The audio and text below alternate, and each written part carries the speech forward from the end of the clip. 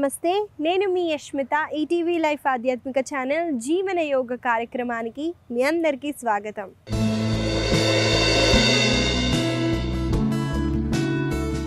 ఎలా ఉన్నారండి మీరంతా? నేనైతే చాలా బాగున్నానండి. మీరందరూ కూడా బాగుంటారు, ఎందుకంటే మీరు జీవన యోగాని అలవాటు చేసేసుకున్నారు కాబట్టి. ఇవాళ మన సాధనాన్ని మొదలు పెట్టే ముందండి ప్రాణ గురించి మాట్లాడదామండి. ఈ ప్రాణ అన్న వర్డ్కి మీనింగ్ చెప్తానండి. ప్రాణ అన్నది ప్రతిదానికి లైఫ్ ఇస్తుందండి. మీరు గమనించుంటే ఒక శ్వాస మాత్రమే మన లోపల ఉంటుంది, అలాగే బయట కూడా ఉంటుందండి. మిగతాది ఏది కూడా ఇలా కనెక్షన్ ఉండదు. కాబట్టి ఈ ప్రాణ ఏదైతే ఉందో దాన్ని మనము ఈ శ్వాస ద్వారా దాన్ని ఎన్హాన్స్ చేస్తూ ఉంటాం అన్నమాట. ప్రాణశక్తిని పెంచటం అన్నమాట. ఈ యొక్క ప్రాణశక్తియే మన ఫిజికల్ బాడీ అలాగే సబ్టల్ బాడీ లోపల ఉన్న బాడీని కనెక్ట్ చేసేది ప్రాణశక్తి ఒకటే అండి. ప్రాణశక్తి ఫ్లో బాగుందనుకోండి, మన నాడీల్లో ప్రాణశక్తి ఫ్లో అవుతుంది అన్నది తెలుసు. ఫ్లో సరిగ్గా ఉంటే మనం లైట్గా ఫీల్ అవుతాము, క్రియేటివ్గా ఉంటాము, అలాగే మెంటలీ స్టేబుల్గా ఉంటామండి. అదే ఈ ప్రాణశక్తి బ్లాక్ అయిందనుకోండి, ఎంత రెస్ట్ తీసుకున్నా కూడా ఏదో తెలియని అలసట, అలాగే మెంటలీ అన్స్టేబుల్గా ఉండటం, ఎప్పుడు లేజీగా ఉండటం, ఇలాంటి థింగ్స్ని మనం ఎక్కువగా అబ్జర్వ్ చేస్తాం. ఇలాంటి వాటి నుంచి మనం బయటపడటానికి ప్రతిరోజు ప్రాణాయామ అయితే తప్పకుండా చేయాలండి. కాబట్టి ఇవాళ మన సాధనాలో ప్రాణాయామ అలాగే ఆసన సాధనాలను అయితే చేద్దాము.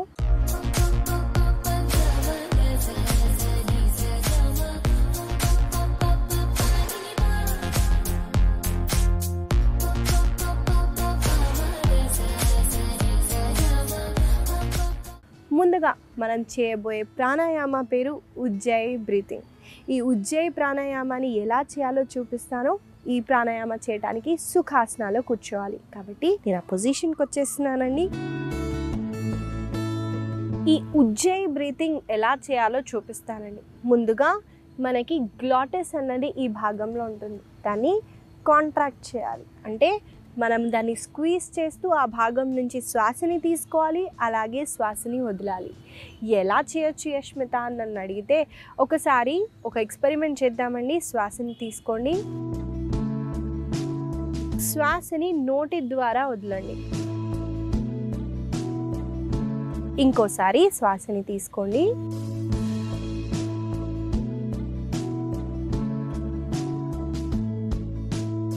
వదిలేటప్పుడు మెల్లగా వదలండి. ఇప్పుడు ఇదే బ్రీతింగ్ని మీ మౌత్ క్లోజ్ చేసి చేయండి.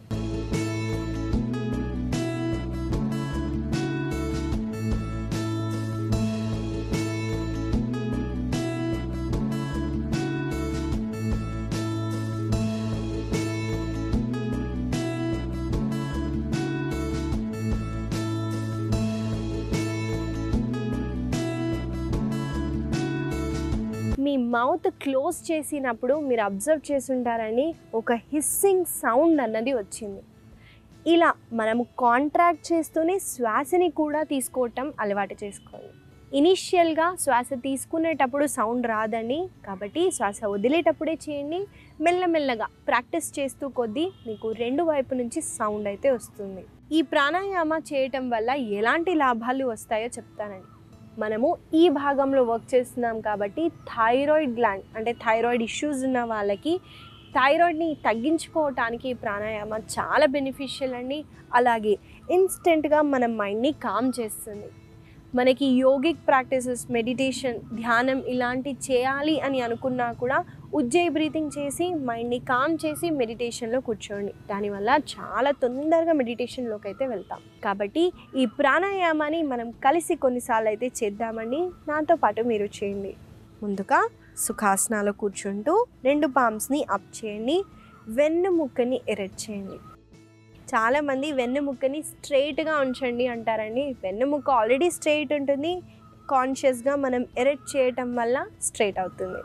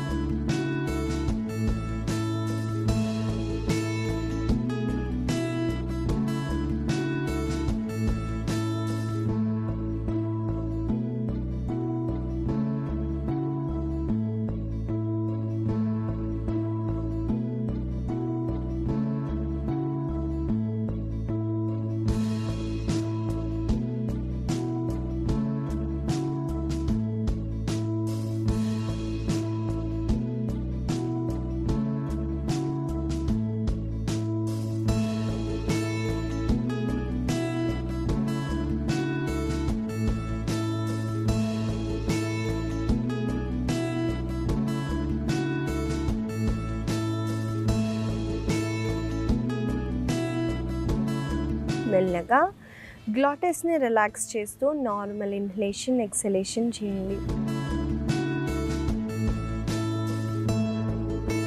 మెల్లగా 2 చేతుల్ని కప్ షేప్లో పెడుతూ కళ్ళ పైన పెట్టి ఒక బ్యూటిఫుల్ స్మైల్తో మీ కళ్ళని తెరవండి.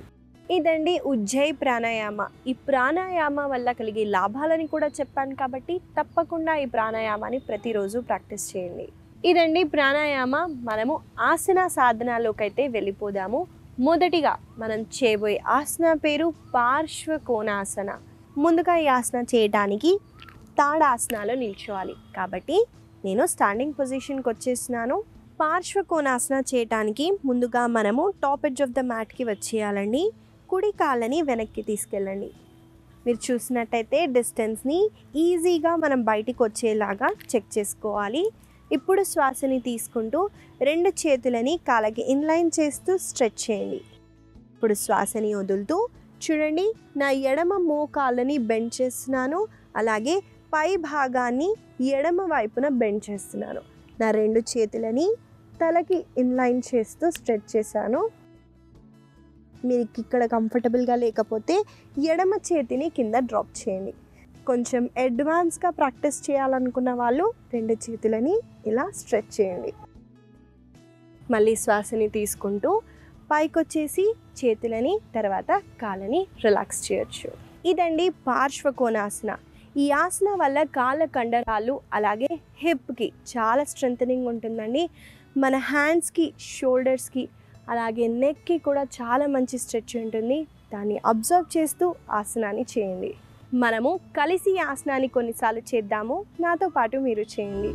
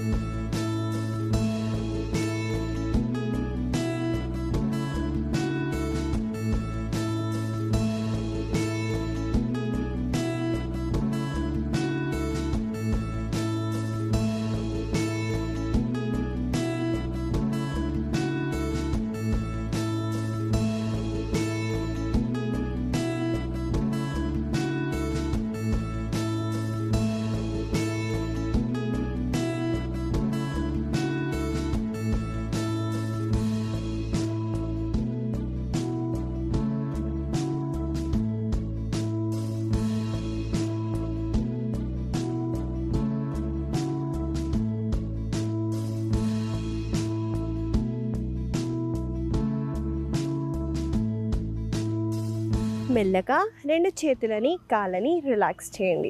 ఇదండి పార్శ్వకోణాసన. ఈ ఆసన వల్ల కలిగే లాభాలని చెప్పాను కాబట్టి తప్పకుండా ఈ ఆసనాన్ని ప్రతిరోజు ప్రాక్టీస్ చేయండి. మనము తర్వాత చేయబోయే ఆసన పేరు బద్ధకోణాసన. ఈ ఆసనాన్ని ఎలా చేయాలో చూసేద్దామండి. ఈ ఆసనాలో ఒక చిన్న వేరియేషన్ని చేపిస్తాను.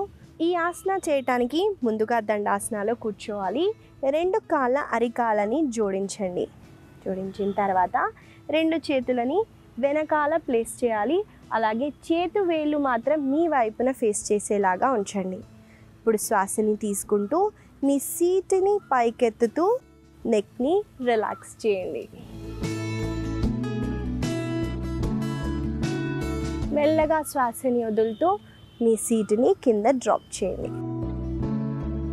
చూసారు కదండి, బద్ధకోణాసనాలో హ్యాండ్ స్ట్రెంగ్త్ అలాగే కోర్ స్ట్రెంగ్త్ కూడా చాలా బాగా పెరుగుతుంది. కాబట్టి ఈ పొజిషన్లో కూర్చోవటం వల్ల ముఖ్యంగా లెగ్లో ఫ్లెక్సిబిలిటీ పెరుగుతుంది. ఇన్ఫర్టిలిటీ ఇష్యూస్ ఉన్న వాళ్ళకి చాలా మంచిది. దానితో పాటు వ్రిస్ట్ని, హ్యాండ్స్ని అలాగే కోర్ మీద కూడా మనకి చాలా బాగా ప్రెషర్ ఉంటుంది. దాన్ని అబ్జర్వ్ చేస్తూ నాతో పాటు ఈ ఆసనాన్ని కలిసి చేయండి.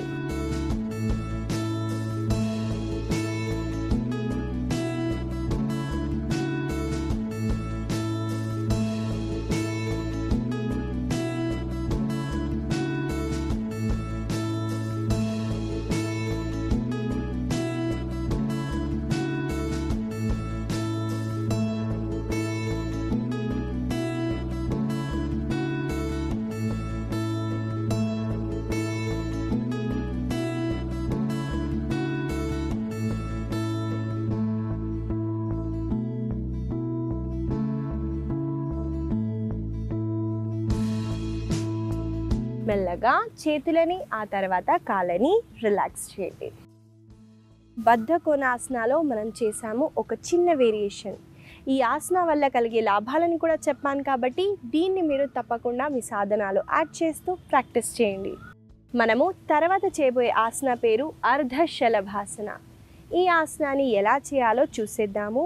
ఈ ఆసన చేయటానికి ముందుగా మన పొట్ట వైపున పడుకోవాలి. కాబట్టి నేను ఆ పొజిషన్కి వచ్చేస్తున్నానండి.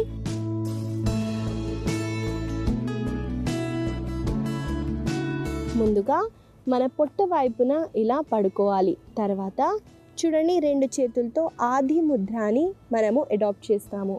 మన బొటన వేలని ఫోల్డ్ చేస్తూ మిగతా 4 వేలని ఫోల్డ్ చేయండి. చేసిన తర్వాత 2 చేతులని మీ తొడల కింద ప్లేస్ చేయడానికి ట్రై చేయండి. అలాగే మీ చిన్ని అంటే ఈ భాగాన్ని కింద ప్లేస్ చేస్తారు. ఇప్పుడు శ్వాసని తీసుకుంటూ కుడి కాళ్ళని ఎంత అయితే అంత పైకి ఎత్తండి.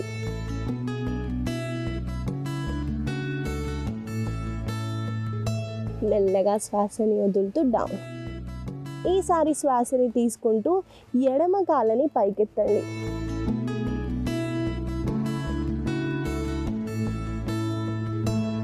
మెల్లగా డౌన్. చూశారు కదండి, అర్ధశలభాసన ఎలా చేయాలో చూపించాను.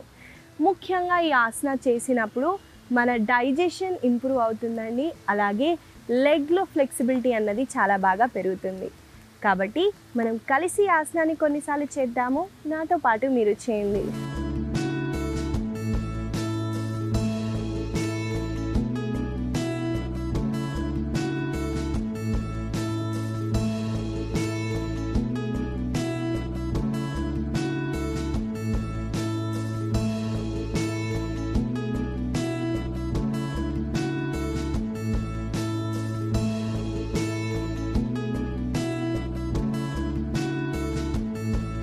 మెల్లగా రిలాక్స్ అవ్వచ్చు. ఒకవైపున తిరుగుతూ సుఖాసనాలు కూర్చోండి. ఇదండి అర్ధశలభాసన. ఈ ఆసన వల్ల కలిగే లాభాలని చెప్పాను కాబట్టి దీన్ని మీరు ప్రతిరోజు ప్రాక్టీస్ చేయండి. మీరు చూసే ఉంటారండి, మనకి ఇక్కడ వర్షం కూడా పడుతుంది. చిన్న చిన్న చినుకులే పడుతున్నాయి కాబట్టి నేనైతే చేస్తున్నానండి. అలా అప్పుడప్పుడు నేచర్ని ఆస్వాదిస్తూ యోగా సాధనాన్ని చేయండి. మీరు చాలా డిఫరెన్స్ చూస్తారు. అలా అని ఎక్కువ వర్షంలో తడవకండి, హెల్త్ పాడవుతుంది. మెల్లగా చినుకులు చిన్న చిన్నగా వచ్చినప్పుడు ప్రాక్టీస్ చేయండి. మనము తర్వాత చేయబోయే ఆసన పేరు ఉత్థాన పాదాసన. ఈ ఆసనాలో చిన్న వేరియేషన్ చేద్దాము మన కోర్ స్ట్రెంగ్త్ని పెంచడానికి. ఈ ఆసన ఎలా చేయాలో చూపిస్తానండి. ఈ ఆసన చేయడానికి శవాసన నుంచి చేయాలి కాబట్టి నేను ఆ పొజిషన్కి వస్తున్నాను, చూడండి.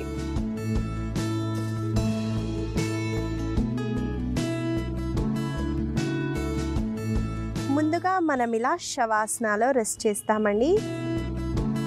చేసిన తర్వాత చూడండి, కుడి కాళ్ళని శ్వాసని తీసుకుంటూ 90 డిగ్రీస్ వరకు పైకి ఎత్తండి. మళ్ళీ శ్వాసని వదులుతూ శ్వాసని తీసుకుంటూ ఎడమ కాళ్ళని పైకెత్తండి. మీకు కుదిరితే కాళ్ళని కింద డ్రాప్ చేయకుండా ఈ మూమెంట్ని చేయండి. అలాగే మీరు చూసినట్టయితే నేను నా యాంకిల్స్ని ఎక్స్టెండ్ చేశానండి. ఈ పొజిషన్లో పెట్టడం వల్ల కాళ్ళ కండరాలు మనము ఎంగేజ్ చేసి చేయటం వల్ల స్ట్రెంగ్తన్ కూడా అవుతాయండి. కాబట్టి దీన్ని దృష్టిలో పెట్టుకుంటూ అలాగే ఈ భాగంలో కోర్ స్ట్రెంగ్త్ మీద మనము స్క్వీజ్ చేస్తూ చేయటం వల్ల బెనిఫిట్స్ ఉంటాయండి. దానితో పాటు చాలామంది నెక్ని ఇలా బిగ్గరగా పట్టేస్తారండి. అలా కాకుండా నెక్ని రిలాక్స్ చేయండి. మనం కలిసి ఈ ఆసనాన్ని కొన్నిసార్లు చేద్దాము. నాతో పాటు మీరు చేయండి.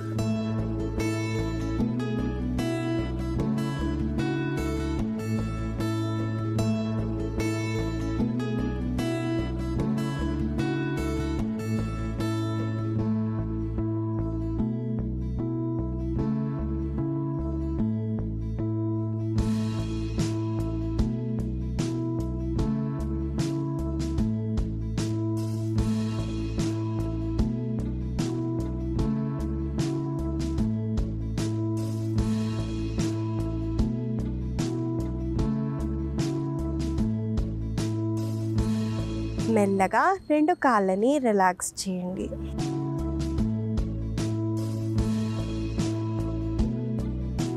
ఒక వైపున తిరుగుతూ సుఖాసనాలు చూడండి. ఇదండి ఉత్థాన పాదాసనాలు మనం చేసాము. ఒక చిన్న వేరియేషన్. ఈ వేరియేషన్ వల్ల మన కోర్ స్ట్రెంగ్త్ అన్నది చాలా బాగా పెరుగుతుంది. కాబట్టి తప్పకుండా ఈ ఆసనాలు ఈ వేరియేషన్తో పాటు ప్రతిరోజు ప్రాక్టీస్ చేయండి. ఇవండి ఇవాళ మన ఆసనాలు. మనం కొన్ని స్ట్రెంథనింగ్ ఆసనాలని అలాగే ఫ్లెక్సిబిలిటీ పెరగటానికి ఆసనాలను అయితే చేసాము. వీటిని గుర్తుపెట్టుకుంటూ రోజు పొద్దున సాయంత్రం వేళలో తప్పకుండా ప్రాక్టీస్ చేయండి.